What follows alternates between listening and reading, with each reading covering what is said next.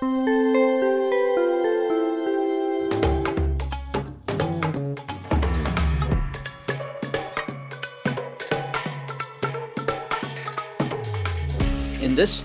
este estudio, exploraremos un versículo que es el que con más frecuencia tiende a ser malentendido y mal interpretado en todo el libro del Apocalipsis.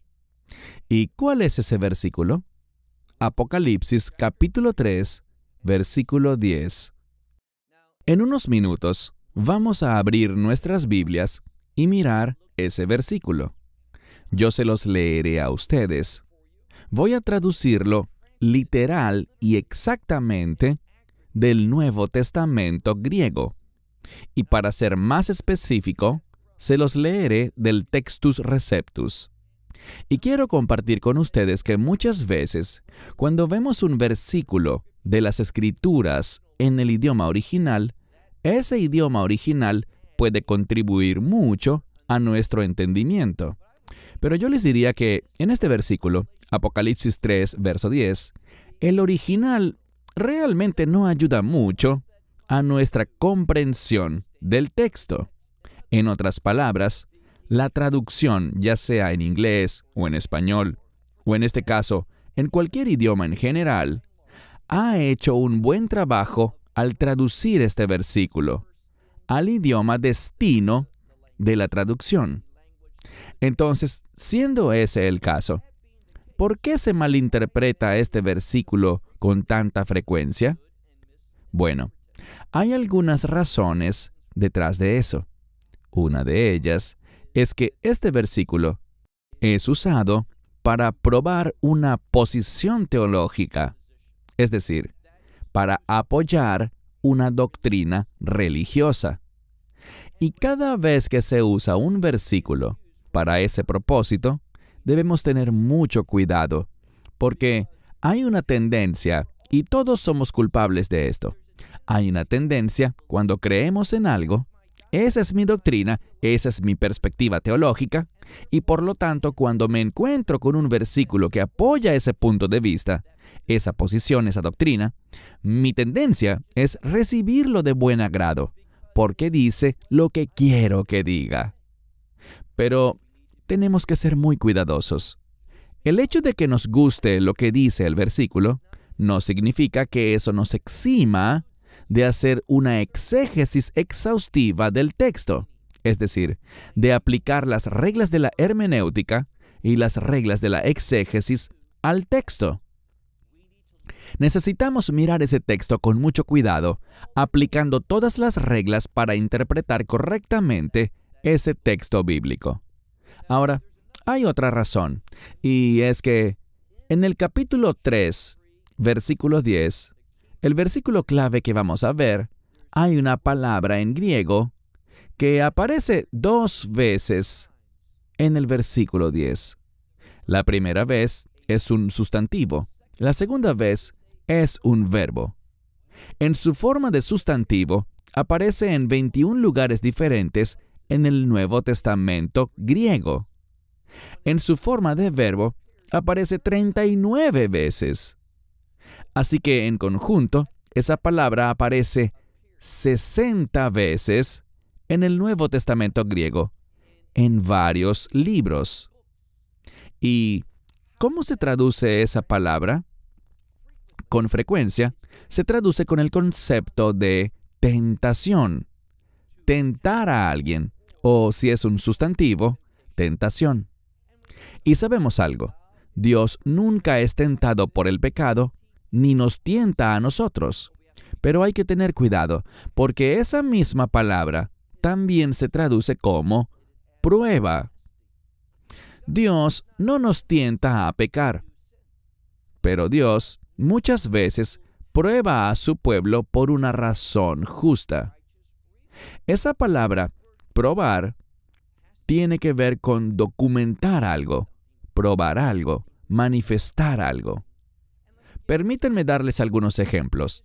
Esta palabra se usa cuando Yeshua estaba en el desierto de Judea, donde Satanás vino a probarlo, o podríamos decir, a tentarlo. Y vemos algo. En cada una de esas 3 veces que Satanás tentó a Yeshua, encontramos que el Mesías lo rechazó.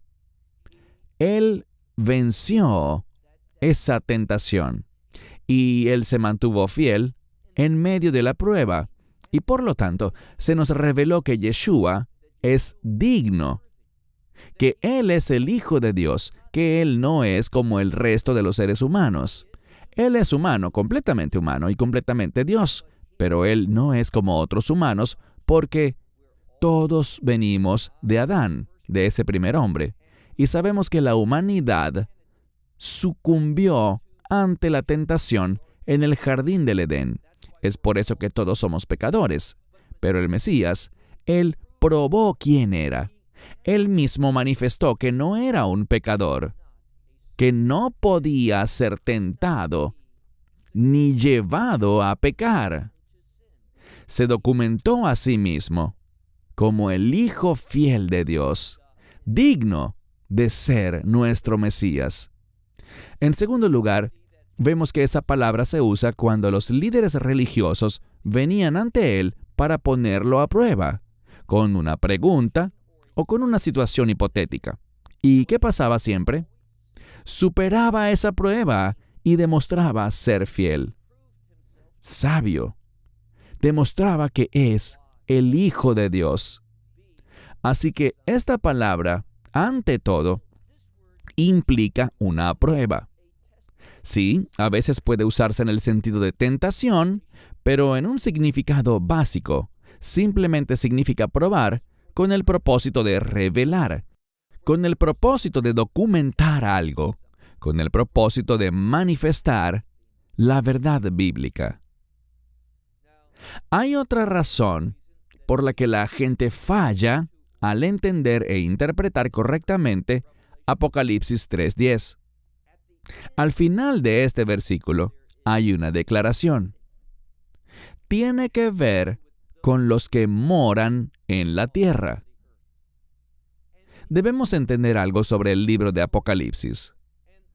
La única manera en que alguien puede saber esto es porque se lo enseñe un erudito o estudiando a fondo el libro de Apocalipsis, y no solo leyéndolo una vez, sino leyéndolo una y otra vez. Porque a medida que lo haces, encontrarás que hay 2 frases que aparecen con frecuencia. ¿Y cuáles son estas 2 frases? Los que moran en la tierra y los que moran en el cielo. Les he mencionado esto antes. Estas 2 frases hablan de la humanidad. Toda la humanidad será clasificada en uno de estos 2 grupos, ya sea los que moran en la tierra o los que moran en el cielo. Y tengan cuidado, porque cuando estas 2 frases aparecen en el libro de Apocalipsis, no tienen nada que ver con dónde se encuentran físicamente. Tiene que ver con su identidad, a quién pertenecen. Y vamos a ver innegablemente, y como he dicho, no tienen que aceptar esto ahora. Vamos a hacer un breve estudio de estas frases. Y al final, creo que se convencerán de que esto que estoy compartiendo con ustedes es cierto. Y esto es que los que moran en la tierra se refiere a aquellos que no tienen relación con el Mesías. Escríbanlo, recuérdenlo. Los que moran en la tierra no tienen nada que ver con el Mesías. Ellos tienen que ver con el imperio del anticristo. No son fieles, no son creyentes, y al final recibirán la ira de Dios. Esto es lo que generalmente se enseña a partir de este versículo. Miren conmigo, Apocalipsis, capítulo 3, versículo 10, donde dice, porque has guardado mi palabra de perseverancia o persistencia. Ahora, la palabra que quiero enfatizar es la palabra hupomonis, y es una palabra de persistencia, una palabra de perseverancia. Es una palabra que habla de ser fiel durante un periodo prolongado de tiempo. y a menudo sufrir por esa fidelidad, perseverar en medio de la oposición. ¿Y qué dice el Mesías? Miren de nuevo, verso 10.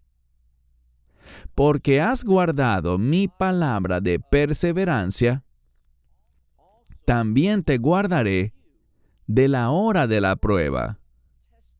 En algunas versiones dice la hora de la prueba y en otras la hora de la tentación.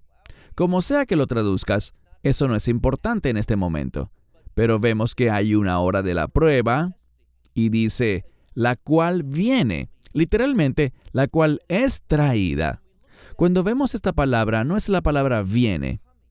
Literalmente dice, la cual está a punto de ser traída. Está en pasivo, y eso es muy significativo. ¿Quién traerá este tiempo de prueba? Esa es la pregunta que debemos responder. Y dice que está a punto de ser traída sobre el mundo entero. ¿Con qué propósito? Para probar. Recuerden que esta es una palabra que significa revelar, manifestar algo, documentar algo. Dice, para probar a los que moran en la tierra. Yo resaltaría, subrayaría o recordaría cómo termina este versículo. Llegará un momento de prueba y esa prueba revelará algo. Va a revelar algo acerca de los que moran en la tierra. Y recuerden que ya les he sugerido algo y veremos si es verdad y están de acuerdo conmigo. Les he sugerido que la frase los que moran en la tierra habla de aquellos que no tienen relación de pacto con el Mesías. Sus nombres no están escritos en el libro de la vida del Cordero. Pertenecen a este mundo y están bajo la influencia del anticristo. Y eventualmente Dios se ocupará de ellos debido a que están comprometidos con el propósito del anticristo, no con los propósitos del Mesías, sino con los del anticristo. A este último es a quien han dado su lealtad y a quien ellos pertenecen. De nuevo, puede que me digas, no sé si puedo estar de acuerdo contigo en este momento, y yo diría que tienes razón. No deberías estar de acuerdo conmigo ahora. Pero veamos esta frase y veamos lo que se dice acerca de esta frase y de la otra, los que moran en el cielo. Veamos lo que dice Apocalipsis acerca de estos dos grupos. Y después de haber visto el contenido bíblico del libro de Apocalipsis, entonces podríamos llegar a un acuerdo. Podrías ser persuadido no por mí, sino por la palabra de Dios, sobre quiénes son las personas a las que se refieren estos dos grupos, los que moran en la tierra y los que moran en el cielo. Así que veámoslo en este momento. Ve conmigo a otra parte del libro de Apocalipsis, en el capítulo 6, y vean específicamente el verso 10. Apocalipsis 6, comenzando con el versículo 10. Ahora tengan en cuenta que en esta sección del capítulo 6 estamos en el quinto sello. ¿Y qué está sucediendo en ese quinto sello? Hay persecución, hay sufrimiento, hay martirio para los que le son fieles al Mesías Yeshua, los que tienen un testimonio concerniente a la palabra de Dios. Así que eso es muy significativo. Y aquí hay una pregunta que quiero que consideremos. ¿Quién está persiguiéndolos? ¿Quién es el que está en contra de los que tienen el testimonio del Mesías y son fieles a la palabra de Dios? Y todo lo que tenemos que hacer es mirar el versículo 10 para encontrar esa respuesta. Así que hagámoslo. Verso 10. Apocalipsis 6, verso 10 dice, y clamaron con gran voz, diciendo, ¿hasta cuándo, oh Señor? Así que hay un grupo que habla y claman específicamente al Señor y hacen la pregunta, ¿hasta cuándo, oh Señor? Y el Señor del que estamos hablando, fíjense que Él es el santo y el verdadero. Puede que tu Biblia no tenga la frase el santo y el verdadero, pero cuando miramos el idioma original, Eso se entiende. Esa es la intención del artículo definido. Por eso está la palabra el antes de santo y de verdadero. Así que es el santo y el verdadero. Y esta gente quiere hacer una pregunta. ¿Hasta cuándo o cuánto tiempo más hasta que juzgues y vengues nuestra sangre? No hace falta especular sobre quiénes está hablando. Son los que están siendo ejecutados, los que están siendo perseguidos por el testimonio de la palabra de Dios, porque pertenecen al Mesías. Estos discípulos están sufriendo, están siendo perseguidos ¿por quién? Noten, lo que dice aquí es, ¿cuánto tiempo, oh Señor, el santo y el verdadero, hasta que juzgues y vengues nuestra sangre? Y esto es muy importante, de los que moran sobre la tierra. Así que vemos algo. Están estos que son creyentes y están sufriendo, están siendo perseguidos, están siendo ejecutados. ¿Por quién? Por los que pertenecen al anticristo. ¿Y cómo se hace referencia a ellos aquí? Los que moran en la tierra. Recuerden esa frase, los que moran en la tierra. La vimos en Apocalipsis 3:10 y ahora la vemos en Apocalipsis 6:10. Pasemos a otro pasaje. Miren conmigo el capítulo 8 de Apocalipsis, versículo 13, el último versículo del capítulo 8. Recuerden esto. En Apocalipsis 8 es donde comienza la ira de Dios. No antes. Esto tiene algunas implicaciones muy significativas. La gente dirá, pero espera, en el capítulo 6 de Apocalipsis, en el sexto sello, se proclama la ira del Cordero, refiriéndose a la ira de Dios. Es cierto, pero en el capítulo 7 de Apocalipsis, uno de los ángeles dice, «Detente, no dañes la tierra, ni los árboles, ni el mar, hasta que sellemos a los siervos de Dios».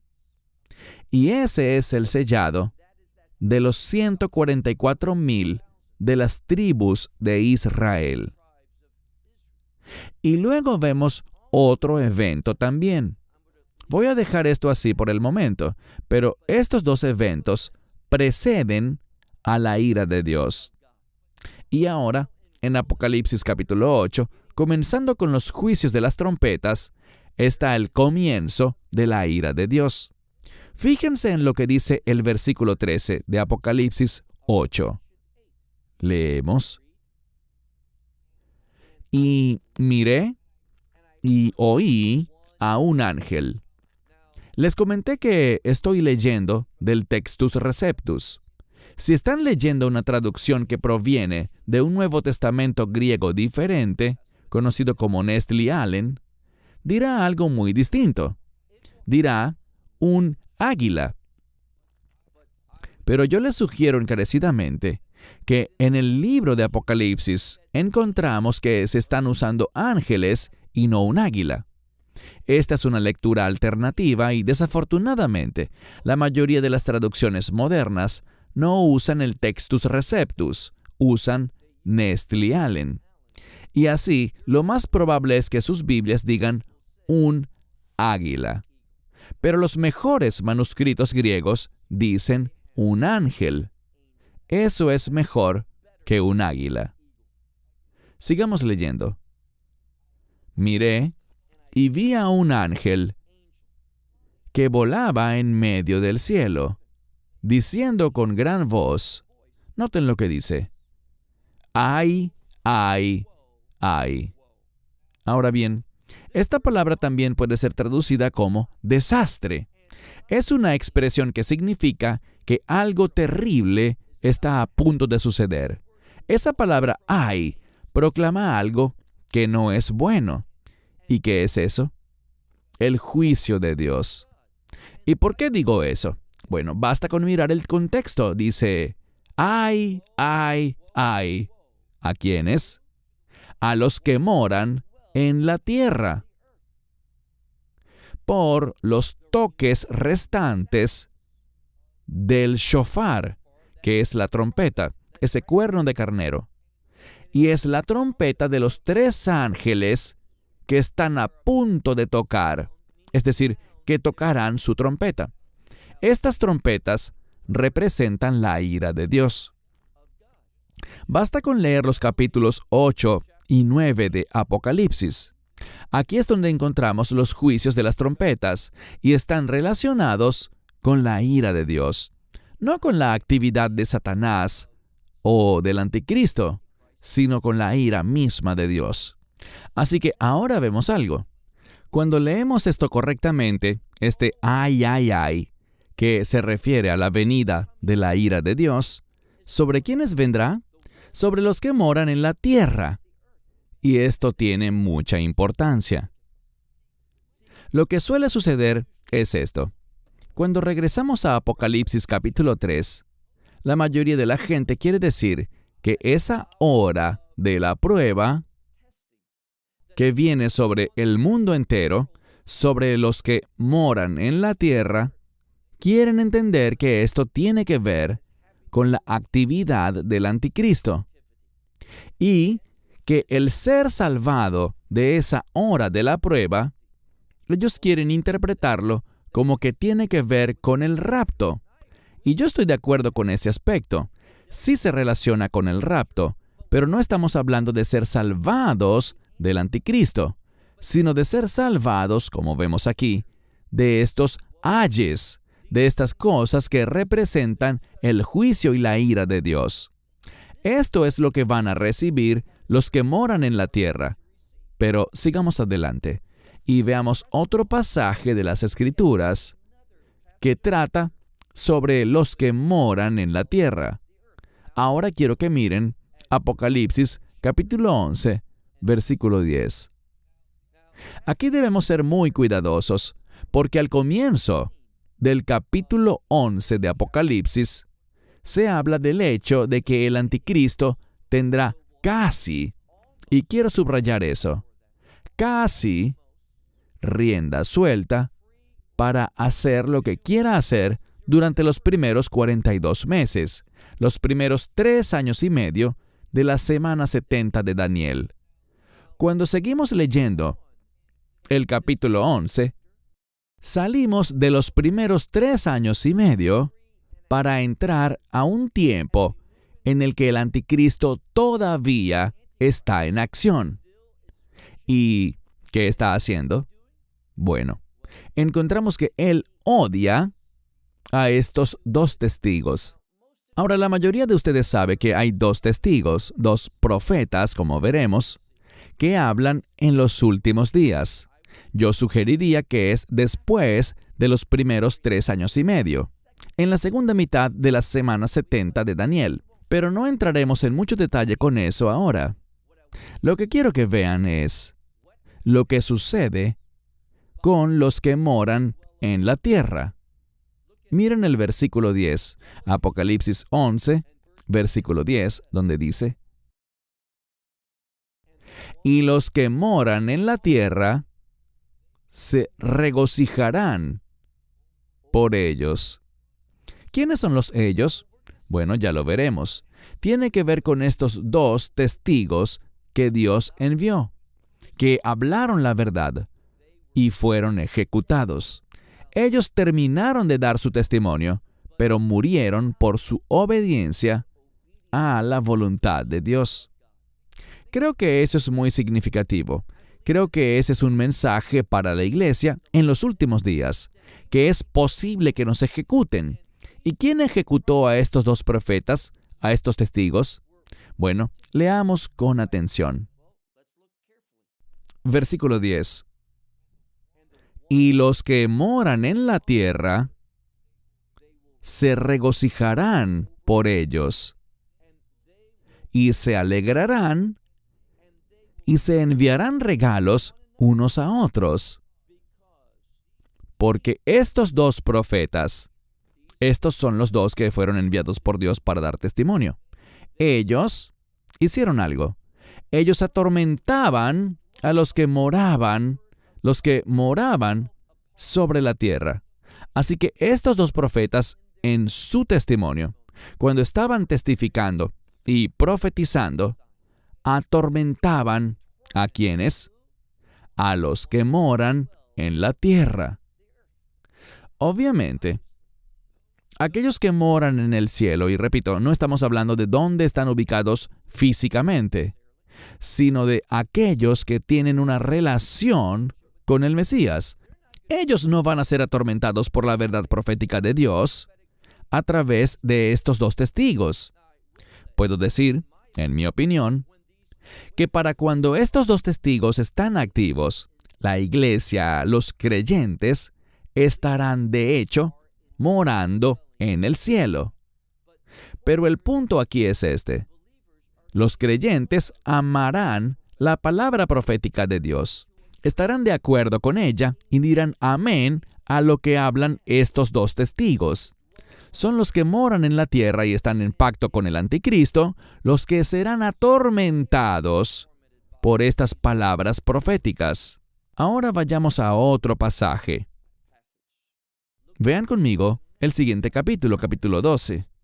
Versículo 12. De nuevo, Apocalipsis 12:12. ¿Qué dice aquí? Por esto se regocijarán los cielos y los que moran en ellos. Fíjense en esto. Los que moran en los cielos se van a regocijar. ¿Por qué? Por el ay de los que moran en la tierra y en el mar. ¿Por qué? Porque Satanás ha descendido a ustedes y tiene una gran ira o gran enojo, sabiendo que el tiempo que tiene es corto. Entonces, ¿qué pasará? Aquellos que moran en los cielos, vamos a regocijarnos. ¿Por qué? Porque Satanás va a descender. ¿Y qué va a hacer? Aquí lo vemos.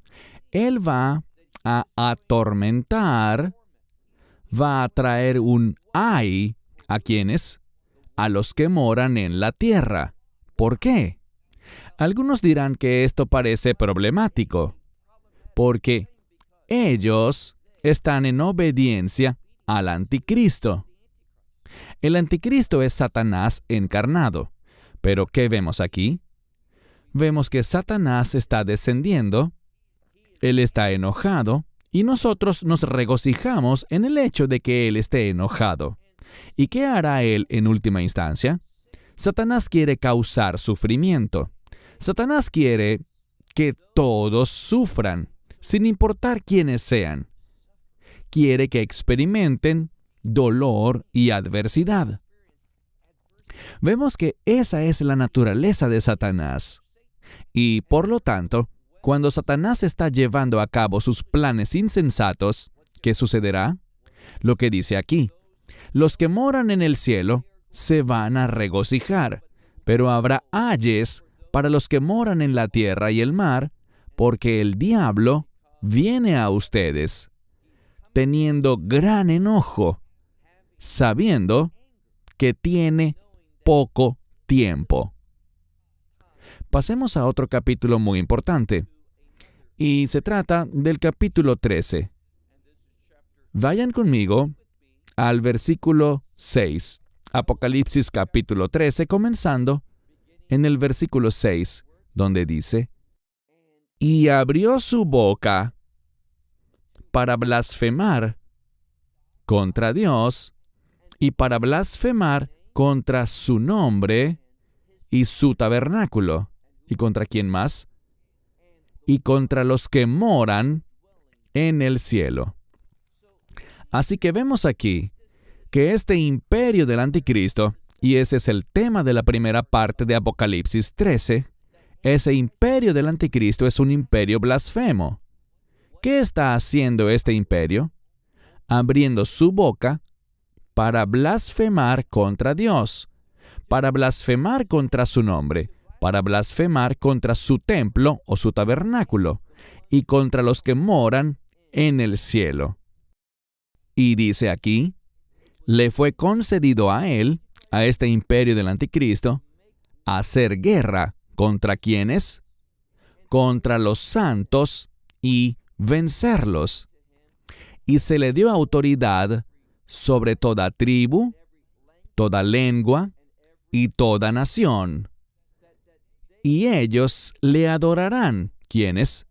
Todos los que moran en la tierra. Ellos adorarán y jurarán lealtad a este imperio del anticristo.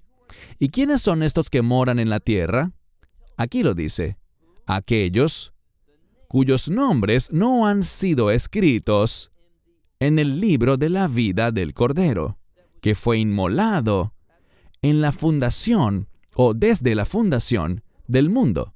Así que vemos aquí que aquellos que moran en la tierra, sus nombres no están escritos en el libro de la vida del Cordero, y ellos serán gobernados por el anticristo.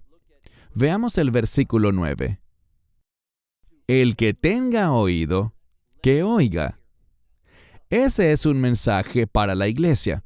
Debemos ser conscientes de lo que esto significa y de que el imperio del anticristo hará guerra con aquellos cuyos nombres están escritos en el cielo, los que moran en el cielo. Pero el imperio del anticristo hará guerra contra los santos y él nos vencerá. Y este imperio del anticristo, a este imperio se le dará autoridad sobre cada tribu, cada lengua, cada nación, y todos los que moran en la tierra lo adorarán. ¿Y quiénes son los que moran en la tierra? Repito, aquellos cuyos nombres no están escritos en el libro de la vida del Cordero. Pasemos ahora a otro versículo. Miren conmigo el capítulo 13, y de nuevo estaremos leyendo el versículo 12, donde dice estas palabras. Apocalipsis 13, versículo 12. Dice: y toda la autoridad de la primera bestia, él ejerció delante de él. Ahora estamos hablando del anticristo, ya no de su imperio, sino del anticristo mismo, el que sale de la tierra firme. Y eso significa un tiempo de estabilidad. Habrá una gran inestabilidad en el mundo, y esa inestabilidad traerá el imperio del anticristo. Pero después de que el imperio del anticristo estabilice las cosas, entonces el anticristo se manifestará. ¿Y quién es él? Este anticristo es aquel que le dará toda la autoridad a la primera bestia de ese imperio. Y él va a operar antes que él, es decir, antes de ese imperio, y él hará algo. Dice aquí que él va a hacer en esta tierra también, con respecto a los que moran en ella, que ellos adoren a esta primera bestia, a este imperio del anticristo, el que tenía una herida mortal y que fue sanada. Y dice: este hará grandes señales, incluso hará descender fuego del cielo sobre la tierra, delante de los hombres, delante de la humanidad. Y dice: todo esto va a engañar ¿a quiénes? A los que moran en la tierra. Así que vemos aquí que el anticristo dará credibilidad, poder y autoridad, y hará que los que moran en la tierra, no los creyentes, no los que tienen una relación de pacto ni una conexión celestial, sino los que moran en la tierra, se asombren por estas señales.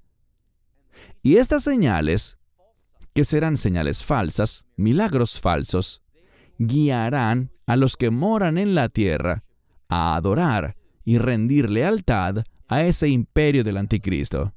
Pasemos ahora al capítulo 14, versículo 6. Apocalipsis 14, 6. Fíjense en lo que dice aquí.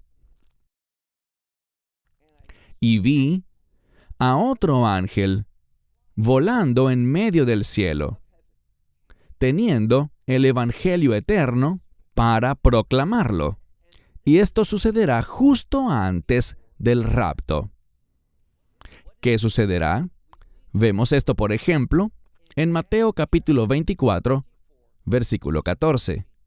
Allí dice que es necesario que antes del fin, este Evangelio del Reino sea proclamado por todo el mundo, como un testimonio a todas las naciones. Y entonces vendrá el fin. ¿Y quién es el que va a proclamar eso? No los 144,000. Esa es una falsa enseñanza. En ninguna parte de las Escrituras se llama evangelistas a los 144,000. Eso es algo que enseñan los teólogos, pero no la Biblia. Encontramos que el Evangelio será proclamado, como dice aquí, miren de nuevo, Apocalipsis 14:6.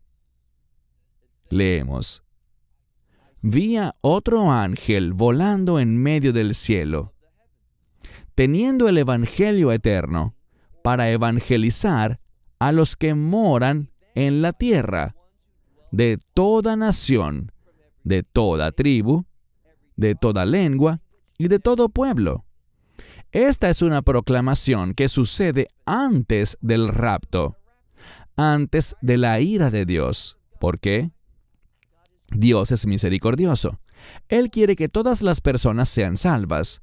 Por lo tanto, todas las personas en los últimos días, antes de que comience la ira de Dios, escucharán el Evangelio que será proclamado a ellos sobrenaturalmente. Pero fíjense que está siendo proclamado a los que moran en la tierra, los que aún no han recibido el Evangelio, los que hasta ese momento lo han rechazado, aquellos que son leales al anticristo. Esta es su última oportunidad antes de que comience la ira de Dios. Veamos el último capítulo que estudiaremos. Miren conmigo, el capítulo 17 de Apocalipsis, y aquí veremos 2 versículos. Apocalipsis 17, verso 2.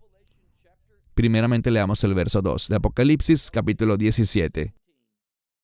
Quienes han cometido fornicación. Esta es la fornicación espiritual. Esto es la idolatría. Han cometido fornicación. ¿Y quiénes han cometido esta fornicación? Los reyes de la tierra. Y se han embriagado con el vino de ella, es decir, de este imperio, por la fornicación de este imperio malvado. Ahora bien, ¿quiénes se embriagaron? Los que moran en la tierra. Así que vemos una y otra vez que los que moran en la tierra han participado con el anticristo y con su imperio, creyendo en esta fornicación, esta idolatría, esta falsa enseñanza, esto que realmente es una abominación para Dios. Leamos ahora el último versículo de hoy. Miren por favor el versículo 8 de este mismo capítulo 17, que dice: La bestia que viste era y no es, y está a punto de subir del abismo, e irá a la destrucción. Fíjense que esta bestia, este imperio, que era y no es, y está a punto de resurgir del abismo. Este es el imperio del anticristo. Era en el pasado, luego no fue más, y luego volverá a ser. Subirá del abismo, pero se irá a la destrucción. Pero, fíjense en lo que dice: los que moran en la tierra. Dice que los que moran en la tierra se maravillarán. Si hacen un buen estudio de esta palabra para maravillarse o asombrarse, tiene un grado de adoración. Ellos lo verán y se asombrarán, se maravillarán, pero también estarán admirando de cierta manera a este imperio malvado. ¿Y quiénes son los que moran en la tierra? Aquí lo dice: aquellos cuyos nombres no han sido escritos en el libro de la vida desde la fundación del mundo. Estos son los que verán a la bestia que era y que no es y que está a punto de ser. ¿Qué nos dice esto? Esto nos muestra que esa bestia está conectada con Satanás, está conectada con la marca de la bestia y está conectada con este imperio malvado, el imperio del anticristo en los últimos días. Así que espero que podamos ver muy claramente que los que moran en la tierra no son creyentes. Ellos van a recibir la ira de Dios. También serán confundidos y serán castigados incluso por el propio Satanás con las cosas terribles que él traerá a este mundo. Así que no tiene nada que ver con el pueblo de Dios. Entonces, ¿por qué esto es importante? Vamos a la conclusión. Vayan conmigo una vez más al libro de Apocalipsis y luego terminaremos.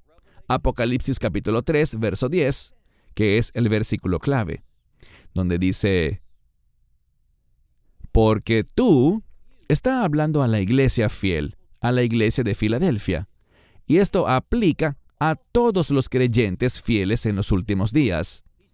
Porque has guardado mi palabra de perseverancia.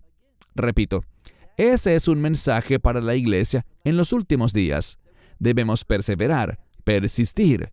También estamos llamados a vigilar. Y esa palabra vigilar significa montar guardia contra el enemigo, estar atentos, estar alertas, estar despiertos. Y eso tiene que ver con estar atentos a esas señales proféticas que sucederán en los últimos días. Miren de nuevo. Porque has guardado mi palabra de persistencia, yo también los guardaré de la hora de la prueba, que está a punto de ser traída sobre el mundo entero para poner a prueba ¿a quién? Esta hora de prueba no es para los creyentes, es para los que pertenecen al anticristo. Y como podemos ver, esta hora de prueba va a manifestar algo. Recuerden que la palabra aprobar en griego se refiere a poner algo de manifiesto, revelar algo, documentar o comprobar algo. Que los que pertenecen a la tierra no pertenecen al cielo. Ellos no moran en el cielo, no están conectados con el reino, sino que están conectados con la tierra. ¿Y qué experimentarán? Ellos experimentarán la ira de Dios. Estos ay, que Dios traerá sobre ellos. Esto es lo que debemos entender. Entonces, ¿esto promete que seremos librados de algo? Sí. Apocalipsis 3:10 nos promete que seremos librados de este castigo que Dios va a traer a este mundo sobre aquellos que rechazan a su Mesías. Así que nosotros, como los que moramos en el cielo, no experimentaremos la ira de Dios. No experimentaremos esos ay. ¿Qué sucederá? Nosotros seremos removidos de este mundo antes de la ira de Dios. Es por eso que es erróneo interpretar Apocalipsis capítulo 3, verso 10, como algo relacionado con la actividad del anticristo, y que nosotros seremos librados del anticristo a través del rapto. Esta no es una postura que pueda ser apoyada bíblicamente. Y todos los que usan esto para probar su doctrina de que seremos librados del anticristo y nunca veremos al anticristo, no reconocen las implicaciones de la frase «los que moran en la tierra». El hecho de que seamos librados del castigo que recibirán los que pertenecen a la tierra no tiene nada que ver con el tiempo del anticristo o con ser protegidos, preservados o removidos antes de la actividad del anticristo. Esa es la verdad concerniente a Apocalipsis capítulo 3, verso 10. Hasta la próxima. Shalom desde Israel. Shalom from Israel. Esperamos que te hayas edificado con el mensaje de hoy y lo compartas con otros. Te invitamos a seguir nuestros estudios cada semana por este canal y por el portal de YouTube de Amarás a Israel. También puedes descargar nuestra aplicación móvil gratuita, Mi Estudio Bíblico. Finalmente, para obtener más información sobre nosotros, visita nuestra web amarasaisrael.org, donde encontrarás otras conferencias de Baruch en audio, video y texto. Hasta el próximo programa. Que el Señor te bendiga en Yeshua HaMashiach, Jesús el Mesías, mientras caminas con Él. Shalom desde Israel.